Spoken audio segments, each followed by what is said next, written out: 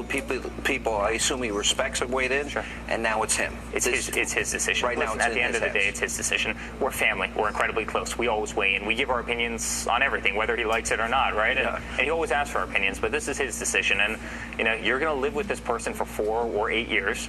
You're going to be in the most stressful situations with this person. I mean, this is a person who, you know, I mean, has to carry so much weight in the administration. This person has to be your right-hand, you know, man or a woman. I mean, it's an amazing person, and you have to get it right. I mean, you just have to get this person right. So he's put so much thought into this decision. That's what Newt Gingrich said. He felt that he had a very sober approach to it and a very deliberative approach. And what people don't realize, Sean, is there's sometimes not a perfect right answer, right? I mean, that's a good point too. You know, there's so many pros and cons, you know, to so many people, and so you find the best one. But I mean, you really have all stars, right? I mean, what's the best basketball player? Right? There's so many different ways to define a person. What's that best quarterback? There's so many different ways to define the person's, you know, different qualities, and I think it's the same thing with politics. It's true. Look at like the NFL draft day, right? It's crazy. Should I pick this person or that quarterback? That, you know, and I think Newt was right in saying number one criteria.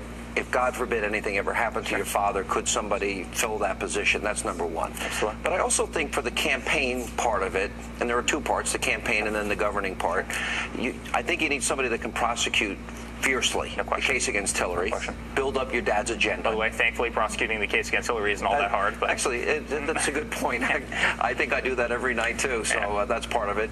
Build up your dad, sell his agenda, and I think loyalty is a big part. Also, I do believe there's another challenge your dad may have, and I'm getting a little annoyed at some of these guys in Washington, including some of his former competitors, is that you might be going up against a hostile Paul Ryan on issues about trade and immigration and people coming from countries that practice Sharia. It's going to be a tough sell to maybe some of these guys. The parties come around a lot, but at the same time, my father, I mean, his whole platform is the fact that he's not a politician. I mean, he's running not to become a politician, right? I mean, he's running to fix the problems that politicians created. Right? So as a non-politician, he also doesn't know the hallways of Washington. You know, so I think you need somebody who fills that role and somebody who knows so many of those people. And I think really all the finalists, you know those people very, very well. I mean, they've been ingrained for a very long time, and they're incredibly well respected. And so I think it's the person who will fill those buckets the best. And you know, that's a decision he has to make over the next couple of years.